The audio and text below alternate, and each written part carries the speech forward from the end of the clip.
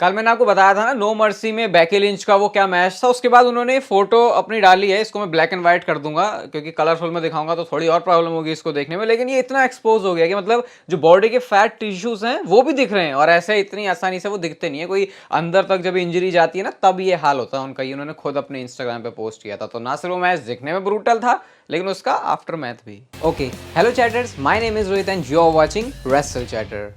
Welcome है guys आपका voice of wrestling के एक और नए एपिसोड में। और सबसे पहले बात करते हैं एज के बारे में। जैसा पिछली कुछ वीडियोस से मैं कह रहा था 99.9999% कंफर्म है कि एज जाने वाले हैं एईडब्ल्यू में। आज वो चीज हो चुकी है 100%, क्योंकि wrestle dream premium live event में पेपर व्यू में जहां पर क्रिश्चियन केज और डार्बी एलन का मैच था TNT चैंपियनशिप के लिए, ये 2 आउट ऑफ 3 फॉल्स था।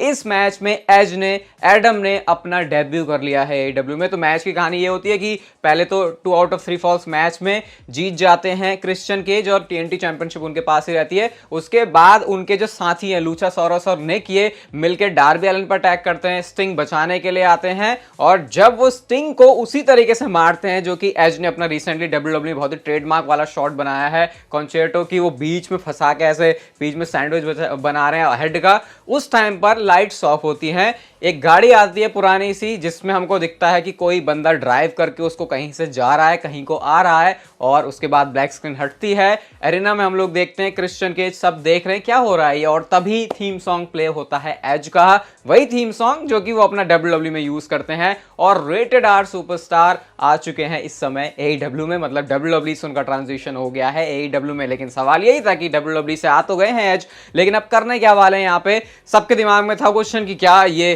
क्रिश्चियन के साथ होंगे या फिर हाँ, क्रिकेट वर्ल्ड कप कौन जीतेगा उसकी वीडियो भी मैंने डाल दी है कल क्रिकेट चैनल पे, तो इस समय लिंक डिस्क्रिप्शन में है या फिर ऊपर आई बटन पर होगा। डेफिनेटली वो इन वीडियो से काफी अलग होता है तो आप उसे एंजॉय करोगे। सबके दिमाग में था कि एज आ तो गए, लेकिन होने क्या वाला है यहाँ पे, क्या वो क्रिश्चियन केज के साथ होंगे या फिर वो उनके अगेंस्ट होंगे। तो वो रिंग में आते हैं, सब देख रहे हैं उनको, होली शिट के चैंट लग रहे हैं। वो जो चेयर है वो एज ने मांगी क्रिश्चियन से, तो क्रिश्चियन को लगा कि चलो भाई ठीक है तो हमारे साथ है, तो अब मारेगा स्टिंग को वो मारने जा रहे होते, लेकिन तभी वो उसको ट्विस्ट करके निक के ऊपर अटैक कर देते हैं, निक वेन के ऊपर अटैक कर देते हैं। देन उन्होंने वही जो चेयर है वो फेंक के मारे लूचासॉरस को भी उन्होंने स्पीयर लगाया, और उसके बाद उन्होंने निक वेन के ऊपर भी स्पीयर लगाया। क्रिश्चियन केज मौके का फायदा उठा के वहां से कल्टी काट लेते हैं, और एज ऑफिशियली आ चुके हैं इस समय AEW कंपनी के अंदर। तो ये फाइनली वो चीज आज हो चुकी है। और इसके बाद प्रेस कॉन्फ्रेंस से भी बहुत सारी चीजें पता चली। जैसे एज के बारे में सबसे पहले ये पता चला भाई कि वो फुल टाइम टैलेंट है AEW के साथ, यानी कि वो और उनके हर हफ्ते शो पर होने वाले हैं। तो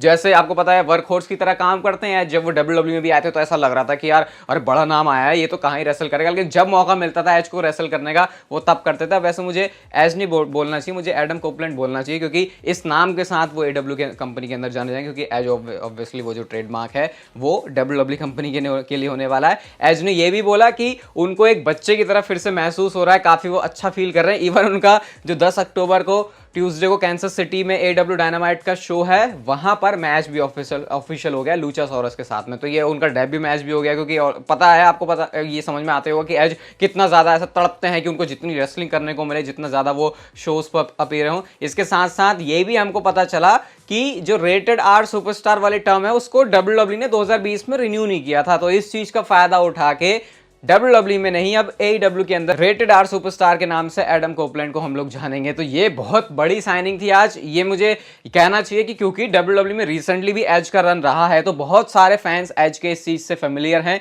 तो AEW को डेफिनेटली इसका फायदा होने वाला है। बहुत सारे मैच है, बहुत अलग अलग तरीके की चीजें एज के साथ AEW के अंदर एक्सप्लोर की जा सकती हैं। और इंटरनेट तो पूरा फट गया, सोशल मीडिया पर हर जगह इसके बारे में बात हो रही है कि Adam Copeland is all elite. मैं आपको ये मैंने इसको मैंने व्हाट्सएप चैनल पर शेयर किया, तो पता नहीं मैं रिएक्शन उसमें देख रहा था कि लोग डिसअपॉइंटेड है, पता नहीं डिसअपॉइंटेड क्यों है। लेकिन अगर एज के लिए वो चीज अच्छी है तो फर्क नहीं पड़ता मुझे, तो यार मैं भी इतनी AEW फॉलो नहीं करता, लेकिन फिर भी अगर एज इस चीज में खुश हैं तो फिर आई थिंक हमें भी खुश होना चाहिए। और यार व्हाट्सएप चैनल पर मैं चीजें शेयर करता हूँ उसको बाहर मत किया करो, वो एक्सक्लूसिव ग्रुप इसीलिए बनाया मैंने, तो इसीलिए अब ज्वाइनिंग्स भी मैंने उसको बंद किया। तो यार कर रहे हो तो ऐसा मत करो, क्योंकि सही नहीं लगेगा ऐसे। तो ये एज के बारे में फिलहाल कहानी। अब आप लोग मुझे अपने रिएक्शन जरूर बताना, आपका क्या कहना है एज के इस पूरे अराइवल पर एडम कोपलैंड के अराइवल में, जो कि एडब्ल्यू में थोड़ा सा भी नाम बोलने में एज का ही दिमाग फोटो आ रहे हैं तो एज का ही आ रहा है, लेकिन धीरे धीरे इसकी भी आदत डाल लेंगे। बट यस, अब उनका रन होने वाला है ऑल एलीट रेसलिंग में। हम चलते हैं गाइस अपनी अगली स्टोरी की तरफ, और जॉन सीना और फास्टलेन मैच होने वाला है। आपको पता है उनका टैग टीम मैच, जहां पर एले नाइट उनके पार्टनर होंगे।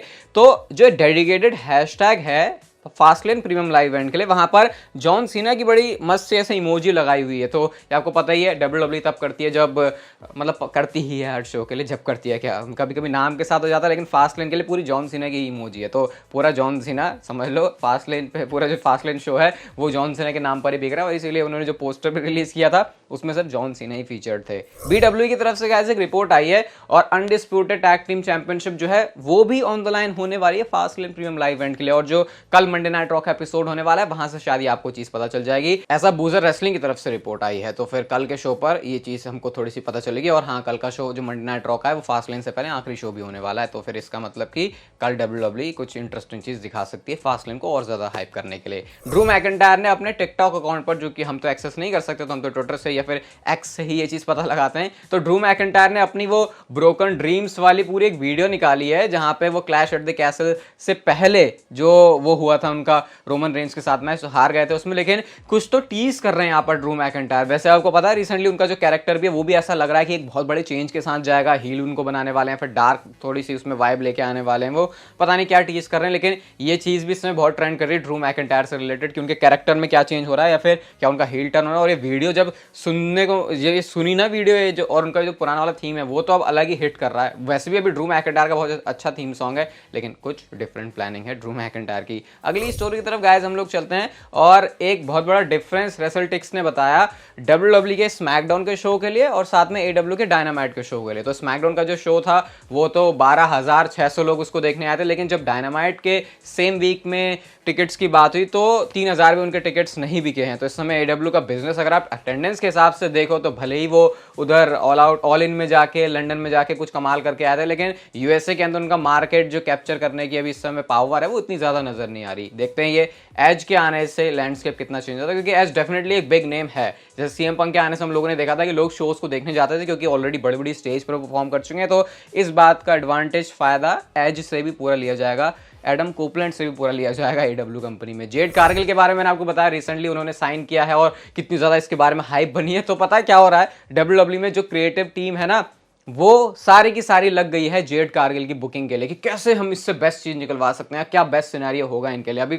अभी भी ये नहीं पता कि वो कौन से ब्रांड पर जाने वाली है, रॉ, स्मैकडाउन, एनएक्सटी। मुझे तो लगता है कि रॉ स्मैकडाउन में ये वो जाएंगी 99.999%, क्योंकि ये बहुत बेवकूफ़ी होगी डब्ल्यूडब्ल्यू की, क्योंकि अगर वो एनएक्सटी में उनको लेके जाता है, इतनी हाइप है तो मुझे नहीं लगता इस तरीके से उनका यूज़ करना चाहिए। और डब्ल्यूडब्ल्यू आई थिंक इतनी पागल भी नहीं है। नेक्स्ट ईयर आपको पता है एलिमिनेशन चेंबर होने वाला पर्थ में, ऑस्ट्रेलिया के अंदर डब्ल्यूडब्ल्यू इसको करने वाली है। तो इसके बारे में वेस्ट ऑस्ट्रेलियन ने एक रिपोर्ट निकाली है, वही वेस्ट ऑस्ट्रेलियन जिनकी रिपोर्ट को जो स्पेकुलेशन थी बहुत सारे लोगों ने रियल बना दिया और रॉ खा रहे हैं ऐसा बता दिया था, लेकिन वो चीज़ नहीं थी। मैं आपको पहले क्लैरिटी उसकी दे चुका हूं। तो उन्होंने ये बताया कि ये जो शो है ना, ये इकोनॉमिक वाइज अगर इसको देखोगे तो इकोनॉमी में बहुत तगड़ा बूस्ट लेके आने वाला है। और ये जो पावर, जो मनी लेके आएंगे वो $33 मिलियन की है वेस्टर्न ऑस्ट्रेलियन इकोनॉमी में। तो ये तो भाई बहुत बड़ी बात है कि एक पूरा शो हो रहा है डब्ल्यूडब्ल्यू का, उसकी वजह से पूरी सिटी का, पूरे इलाके का, पूरे उस रीजन का ही फायदा हो रहा है। ये एक वैसे डब्ल्यूडब्ल्यू करती है, इसीलिए रेसलमेनिया की जो डेट्स भी होती है ना, ये कौन से ये जगह पे होने वाला है, ये भी पूरा बैठ के डिसाइड होता है भाई उन कंपनी के लोगों के साथ में। तो गवर्नमेंट का सपोर्ट चाहिए होता है।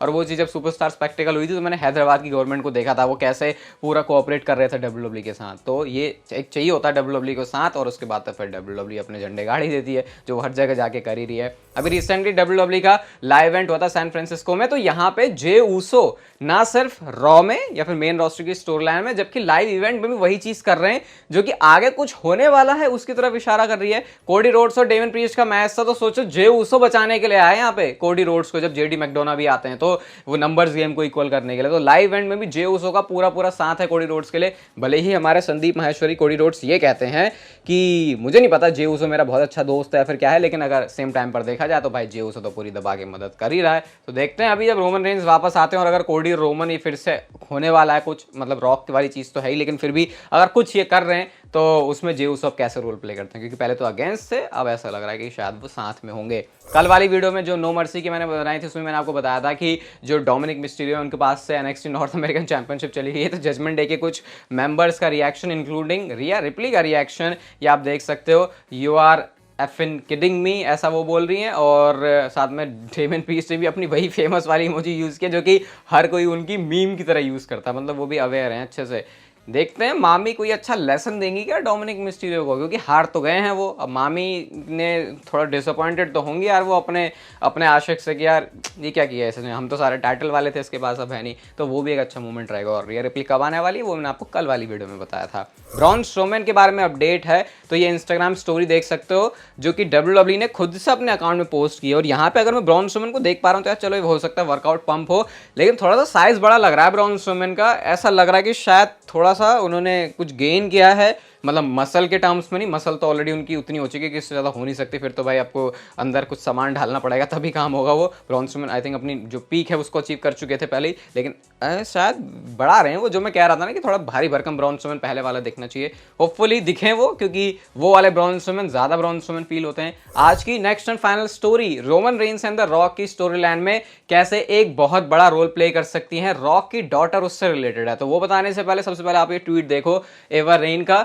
ये गुड बाय बोलती हैं, हार्ट ब्रेक वाली इमोजी है, हैशटैग NXT नो मर्सी। तो जो गेसी के साथ जो इनका ग्रुप था अब उनसे इनको हो गया उनका टाटा बाय बाय। तो शायद ये उनका एक तरीका है मेन रोस्टर में अब उनको इंट्रोड्यूस करने का। और रॉक और रोमन रेंस की अगर फ्यूड हो रही है, इनका मैच हो रहा है रेसलमेनिया 40 के लिए, तो हो सकता है ये चीज करने में रॉक का बहुत ज्यादा इन्फ्लुएंस हो। अभी मैं ये नहीं कह रहा कहीं से रिपोर्ट है, लेकिन सिंपल सी बात है, रॉक आ रहे हैं तो वो चाहेंगे उनकी बेटी को फायदा हो, ब्लड लाइन से ऑलरेडी रिलेटेड है और ब्लड लाइन की स्टोरी लाइन की वजह से ही रॉक आएंगे। तो क्यों नहीं चाहेंगे रॉक की सबसे ज्यादा फायदा उनकी डॉटर का। और भाई उनके पास पूरी पावर है बैक स्टेज, वो जैसे जिस भी तरीके से क्रिएटिव फ्रीडम कंट्रोल जो करना चाहे सब कुछ कर सकते हैं। तो ऐसा हो सकता है कि क्या पता एवरेन या तो ब्लड लाइन में आ जाए या फिर रोमन रेंस के साथ आ जाए या फिर रॉक आ जाए। तो बहुत सारे यहाँ पे जो कनेक्शंस हैं वो बन सकते हैं। एक ये पॉसिबिलिटी है अच्छी, जिसको मुझे लगा आपके सामने शेयर जरूर करता हूँ। इस समय स्क्रीन पर आपको वर्ल्ड कप का विनर कौन होने वाला है उसकी वीडियो देखिएगी, तो जाके जरूर देखना, डेफिनेटली आपको वो एंटरटेन बहुत करने वाली है। ये वीडियो गाइस अगर आपको अच्छी लगी तो इसे लाइक शेयर सब्सक्राइब और नोटिफिकेशन बेल को ऑन कर दो। And I will see you guys in my